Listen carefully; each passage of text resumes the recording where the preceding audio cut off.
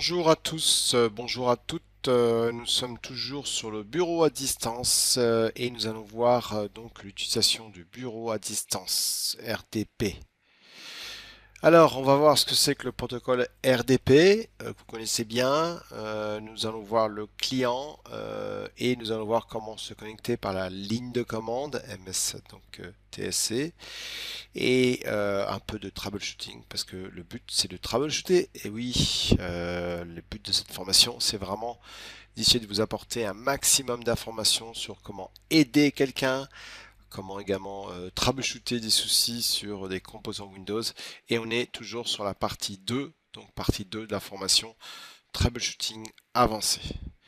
Alors, le protocole RDP veut dire Remote Desktop Protocol et ça permet d'ouvrir une session sur un poste de travail ou un serveur.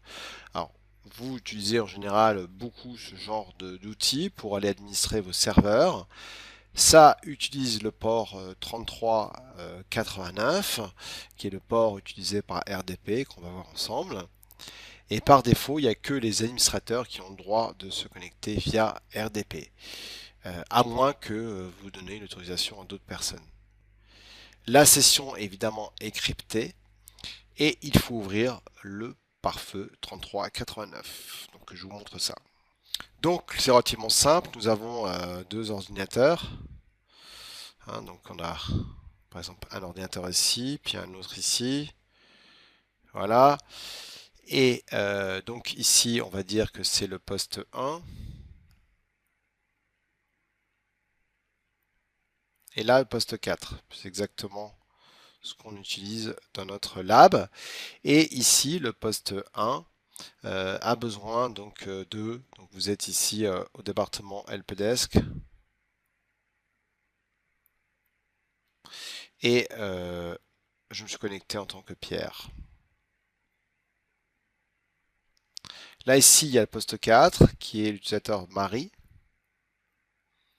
Et le helpdesk a besoin, cette fois-ci, d'ouvrir une session. Alors, quand on parle de session, on parle à partir de RDP, c'est-à-dire que le poste 1 va aller ouvrir une session dans la mémoire du poste 4 et va se connecter ici avec Pierre, ici, pour se connecter sur le poste 4. Ça veut donc dire que Marie ne pourra pas voir ce que je fais. C'est ça la différence par rapport à l'assistance à distance qu'on a vu lors des vidéos précédentes, l'assistance à distance, qui elle utilise d'autres ports justement. Le RDP, une fois que je me connectais sur le poste 4, il faut évidemment ici que le poste 33, enfin le port 3389 soit ouvert. Ici, il n'y a rien besoin de particulière. Il va utiliser un port aléatoire et puis on va se connecter sur le poste 4 ici. Donc on va essayer de voir justement dans une petite démo comment ça fonctionne. Donc ici, je suis en tant que Pierre, ici, donc utilisateur Pierre. Pierre fait partie du groupe helpdesk et a besoin d'aider donc l'utilisateur. Et donc là, on va aller sur MSC, vous tapez MST ici et j'ai le bureau à distance. Donc ça, cette icône-là, vous devez le connaître, c'est le connexion de bureau à distance. Donc là, si je me connecte sur un poste, par exemple le poste de Marie, et que je fais donc connecter ici, il va essayer de se connecter sur le poste à distance de Marie. Et là, je vois que ça fonctionne pas. Alors, on va essayer de voir pourquoi et on va essayer un peu de réfléchir quelles sont les différentes raisons qui peuvent faire en sorte que Pierre n'arrive pas à ouvrir une session. Vous voyez, donc il vous dit est-ce que l'accès à distance au serveur, enfin au poste de travail est activé, est-ce que l'ordinateur distant est éteint et est-ce que l'ordinateur distant n'est pas disponible sur le réseau. Bah, on va déjà voir si on arrive à pinguer le 1.200, oui. Donc là, il n'y a pas de souci. Et puis, on a la possibilité également de faire un telnet du poste et sur le port 3389. Donc là, on voit qu'il n'y a rien qui se passe. Donc je vais aller vérifier sur l'autre poste qu'est-ce qui se passe. Donc déjà, vérifions que dans les systèmes, donc paramétrisation à distance, eh bien non, ce n'est pas activé. Donc vous voyez qu'il faut autoriser. Et qui a droit? Eh bien, on va faire supprimer ici, ajouter. Et là, automatiquement, on va tout simplement mettre. Alors je vais rajouter juste Marie ici pour utiliser la fonction donc de la session ici avancée. Mais surtout, on va dire, c'est ceux qui appartiennent au groupe helpdesk qui ont le droit de se connecter ici. Après, on verra ici ce que c'est que le NLA. Donc, je fais OK. Et maintenant, on va aller sur le poste 1. Donc, ici, allons faire un telnet. Alors, et il ne connaît pas telnet. Donc, on a ici la possibilité de tester la connexion, justement. Et là, on a une nouvelle commande qui s'appelle test net connection qui nous permet de rajouter le computer name et donc le port. Donc on va dire ici computer name. Donc vous savez quoi, on va le faire en ISE, c'est quand même plus pratique. Donc on va aller taper donc PowerShell ISE ici et on va faire un test net connection. Voilà, on va augmenter la taille pour ceux qui ont des smartphones et je fais un test net connection computer name. On va faire 192.68.200 et le port qu'on veut tester en faisant ça. Si je lance ça, il me dit, donc il essaie de voir si le port est ouvert de l'autre côté, oui, en faisant un test net connection ici. Et si je lance ici, je mets 1.200, je vois que là c'est bon. Donc il s'est bien connecté sur le bon port ici. Donc ça veut dire que déjà c'est bien ouvert. Si on attend ici, et là je vois que il a essayé de se connecter sur le poste qui s'appelle le 1.200. Il essaie de se connecter à travers le port 3389, à travers ma carte réseau Ethernet. Et la source adresse, c'est mon poste à moi, 223. Je vois qu'il n'y a pas de souci. Il a bien ouvert le port. Donc le port est bien ouvert. Vous voyez en troubleshooting? Et oui, parce que telnet n'est plus là en tant que commande. Je crois que d'ailleurs, si je vais dans Programme et une fonctionnalité, dans Activer, je dois pouvoir activer telnet, client telnet ici en faisant OK. Et là, il va aller ajouter donc justement l'outil Telnet si vous ne voulez pas faire de test net connection, évidemment. Voilà, donc je fais fermer. Et maintenant, je devrais avoir Telnet. Donc si je fais Telnet ici, vous voyez, donc là c'est bon. Donc si je fais Telnet, la même chose, en testant pour voir si le port est ouvert, en faisant 3389, c'est bon, donc le port est bien ouvert, sinon il me l'aurait dit. Donc ça, c'est la première chose très importante. Hein. Donc il faut évidemment, alors la session cryptée on va voir après, mais en tout cas il faut que le port soit ouvert. Donc on va aller vérifier que le port est bien ouvert et que le pare-feu laisse bien passer le 3389. Donc allons vérifier que le pare-feu est ouvert.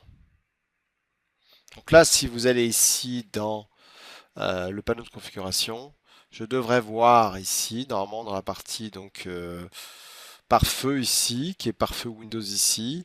Et là, je devrais voir dans ici, paramètres avancés,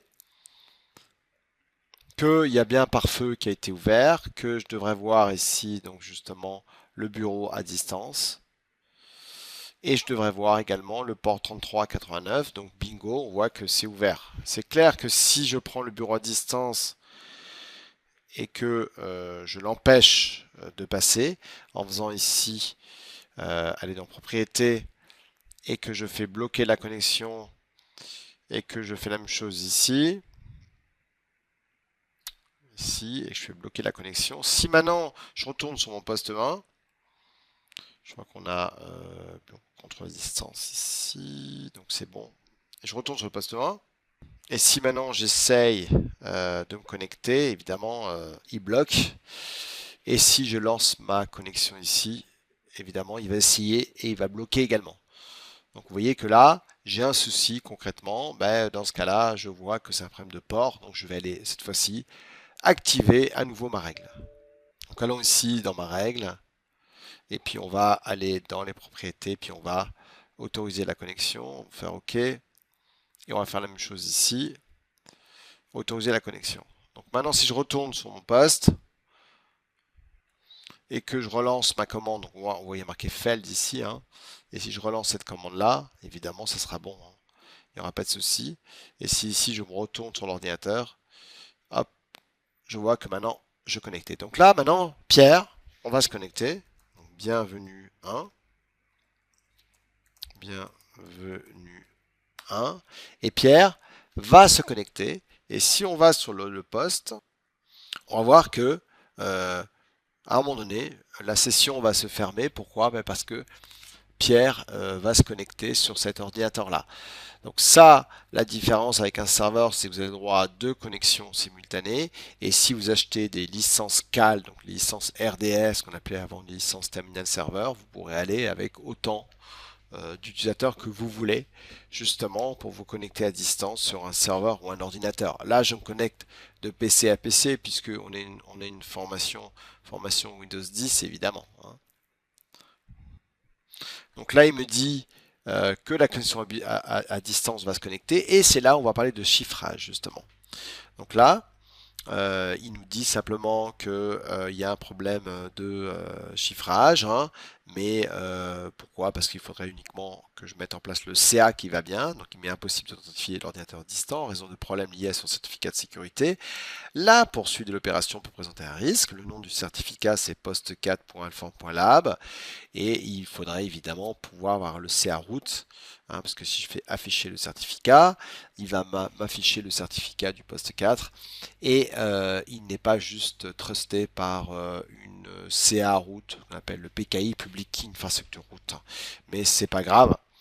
Il faudrait d'abord que je l'installe dans les autorités de confiance. Donc je vais faire quand même oui. Et on va retourner sur le poste. Voilà, et donc là, je devrais avoir ma connexion qui va se faire, hein, on va le voir tout de suite, on va retourner sur le poste. Voilà, donc là, il est en train de préparer la connexion du bureau à distance. Il va sécuriser la connexion à distance, donc ça c'est intéressant. Voilà, donc allons voir l'autre poste. Donc pour l'instant, on n'a pas de message particulier. On retourne sur le premier poste. Et donc le Media Administrator est actuellement connecté. Si vous continuez, il sera déconnecté. Vous voyez, voulez-vous quand même? Donc je fais oui. Et là, on va attendre la réponse de Marie. Puisqu'évidemment, ce qui est intéressant, hein, alors après on peut le changer par automatiquement par groupe policies. Il dit si on ne fait rien, par contre, s'il n'y a personne, ça c'est un souci que vous n'aurez pas en tout cas sur un serveur. Je vais vous le montrer après, hein. Là, c'est que de poste à poste. Et si je fais OK, et bien voilà, la vidéo est déconnectée. Et là, si je vais ici sur le poste 1, on va voir que du coup, il va se connecter avec son compte Pierre. Il va pouvoir faire du troubleshooting, c'est-à-dire peut-être régler des problèmes, installer un soft. Mais je ne veux pas que Marie puisse voir ce que je fais. Donc c'est pour ça qu'on utilise plutôt le RDP dans ce cas-là. Donc là, on va attendre que la connexion se fasse. Comme c'est la première fois que Pierre se connecte sur le poste, ben, ça prend un peu de temps. Et voilà. Et là, je suis connecté sur le poste de Marie. Et donc, en tant que Pierre, évidemment, je peux aller faire certaines choses, hein, si je veux. Donc là, on va maintenant donc se déconnecter. Voilà. Donc, on se déconnecte du poste. Vous voyez que là, on voit bien qu'il y a une déconnexion qui se fait, hein. Voilà, on va se déconnecter quand même. Et je vais retourner sur le poste de Marie. Voilà, et puis Marie retrouve son poste normal, donc on va se reconnecter dessus. Voilà, tout simplement. Maintenant, si on va se reconnecter sur le poste de Pierre, et on va imaginer maintenant que Pierre a besoin d'administrer, de faire quelque chose sur le serveur. Donc on retourne ici, et cette fois-ci, on va mettre DC. Et là, pareil, ça ne fonctionne pas parce que, bah, toujours le même problème, hein. Si on fait un test et qu'on met DC ici, eh bien on a le même problème puisque bah, il n'y a pas de connexion possible. Ah, quoique là, si, si, 1.100 c'est bon, j'ai rien dit. Je n'ai rien dit, donc on va juste aller vérifier que j'ai le droit de me connecter. Donc on va aller ici sur le serveur. Alors c'est pas une formation serveur, mais je voulais vous le montrer simplement. Et donc ici j'ai voilà, autorisé les connexions à distance à cet ordinateur. Donc ici je vais faire OK. Je vais même sélectionner et dire que les gens du helpdesk ont le droit de se connecter. C'est moi qui décide, et oui. Et donc je vais me reconnecter maintenant sur mon poste 1. Et je fais connexion. Et là, et bingo, no problème. Je peux, si je veux d'ailleurs, au même moment, lancer une autre connexion. Hein. C'était ici. Et puis me connecter par exemple sur le 1.200. Hein. Vous voyez, donc ça m'empêche pas de travailler ici et de connecter sur un autre ordinateur, il n'y a aucun problème. Hein. Voilà, donc il est en train de sécuriser la connexion.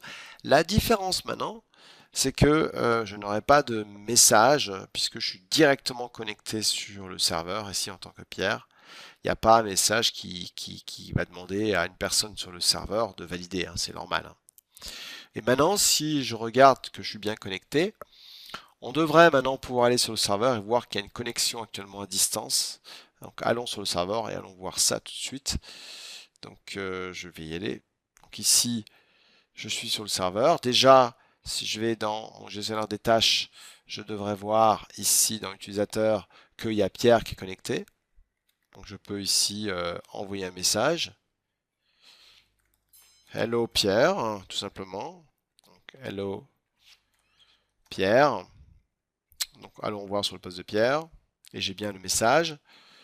Ici, allons, retournons sur le serveur. Et là, pour voir la connexion, donc le socket qui est ouvert, on va aller en PowerShell ici. On va faire un netstat.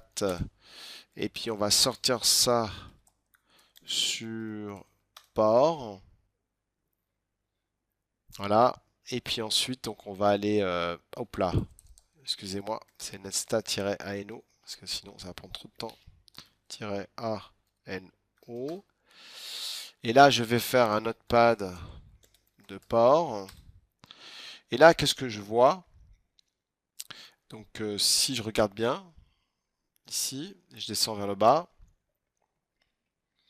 voilà, on voit bien qu'il y a une connexion qui a été faite ici entre le port évidemment qui lui ne change jamais, heureusement, sinon ça serait pas du port statique. Et là je vois qu'il y a une connexion qui s'est faite puisque je peux aller jusqu'à 65 136, 135. Et voilà la connexion qui a été établie. Donc je peux voir la connexion ici qui a été établie justement sur ce port-là, enfin ce port-là aléatoire, ce qu'on appelle le foreign port, et ici. Voilà, tout simplement. On va retourner sur le poste 1. Donc le client, évidemment, il est sur tous les OS, c'est ce qu'on vient de voir. C'est le petit client RDP.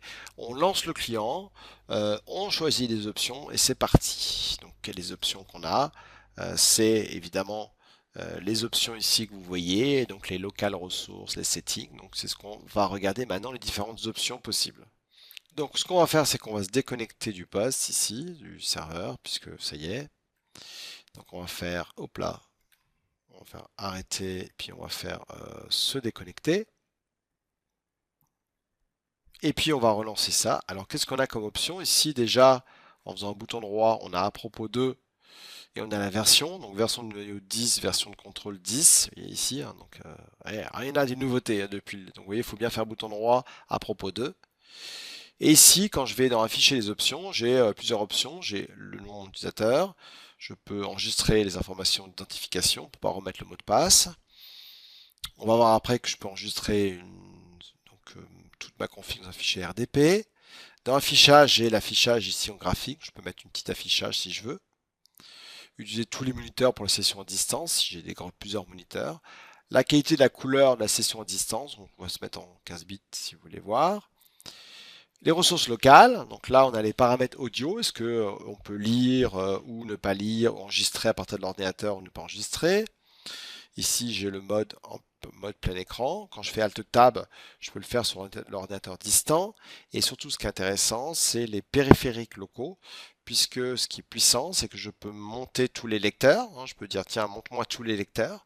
Donc ça veut dire que quand je vais ouvrir une session sur mon DC, il va remonter mes lecteurs. Je peux également remonter tout ce qui est périphérique plug and play. Je peux ici remonter tout ce qui est port, si je veux, tout ce qui est carte à puce. Je peux utiliser les imprimantes et le presse-papier pour faire un copier-coller. En expérience ici, j'ai indiqué la vitesse de connexion pour optimiser les performances. Donc j'ai ici la possibilité de simuler une vitesse ici. Je peux mettre satellite si je veux. Je peux autoriser les fonctionnalités suivantes, arrière-plan, lissage des polices, mise en cache permanent des bitmaps. Bon, c'est comme les fichiers temporaires, hein. Et dans avancé ici, j'ai m'avertir au cas où l'authentification sur le serveur et surtout on verra la possibilité de se connecter à distance, enfin on le verra à qu'on appelle une NetScaler, pardon, une RDS Gateway ici. Donc là, si je me connecte maintenant avec tout ce que je viens de faire, donc je fais connexion ici, je mets mon mot de passe, et on va voir qu'il aura remonté tous les lecteurs. Donc voilà, là il est en train de se connecter. Donc sécurisation de la connexion à distance. Donc là maintenant je vais pouvoir à partir de ma session sur mon DC venir me connecter. Donc, oui. Donc là, ah oui, alors je vais sur Marie. On va aller sur le poste de Marie. On va faire OK. Voilà, et là c'est tout petit parce que j'ai fait une toute petite connexion. Et là, si je vais donc dans ce PC, qu'est-ce que vous voyez en bas? Vous voyez qu'il a remonté justement les lecteurs. Donc ça veut dire que c'est quand même pratique, hein. Sur ce PC. Donc je vois tous mes disques locaux, démos, etc. Tout. Donc il a bien été remonté. Il aurait pu me remonter également d'autres informations ici, justement sur ce que je veux remonter. Ok, donc on va aller ici, on va faire un bouton droit. Voilà, il faut vraiment vouloir se déconnecter. Voilà. Donc là, il se déconnecte donc, de la session. Se déconnecter quand même. Donc après cette super animation, donc juste une petite information sur donc la ligne de commande MSTSC qui permet justement de pouvoir choisir un fichier de connexion, de se connecter sur un serveur, de mettre le port qui va bien. Je peux me mettre en mode admin, ce qu'on appelait avant le mode console, ça veut dire qu'il va se connecter sur la console du serveur. Et puis j'ai la possibilité de mettre la taille de l'écran, de spanner sur plusieurs donc, écrans ou pas, et même de migrer des anciens fichiers de configuration. Donc je vois ici donc MSC, TEC. Non, attendez, je me suis trompé. Donc MSTSC. Donc là, je vois qu'il m'ouvre ça, mais j'ai la possibilité également, si je fais, je pense, un slash point d'interrogation, on va voir. Voilà, donc le fichier de connexion, le serveur ici, donc je peux lui mettre le serveur et deux points le port, hein. Donc je peux mettre -v, si je fais un slash v de point 192.168.200 sur le 3389. On va plutôt mettre 100 et mettre déjà 2 points. Donc voilà, il se connecte directement sur le serveur ici. J'ai la possibilité de mettre un port différent si je veux. Si je relance cette commande là, je fais un copier, hop, on va faire ça, ça, ça, ça. Oui, donc je peux lui mettre si je veux, je peux mettre en mode admin, donc le port comme je le mets, le mode admin il va prendre la console directement. Ça fait donc dire qu'il va pas, il va vraiment récupérer la console du serveur telle que je l'avais laissée. Donc voilà. Donc qu'est-ce qu'on a couvert? On a vu le protocole RDP, on a vu donc le client et on a vu la commande en ligne qui vous permet d'aller de scripter et de mettre des informations différentes. Merci à tous, ciao ciao.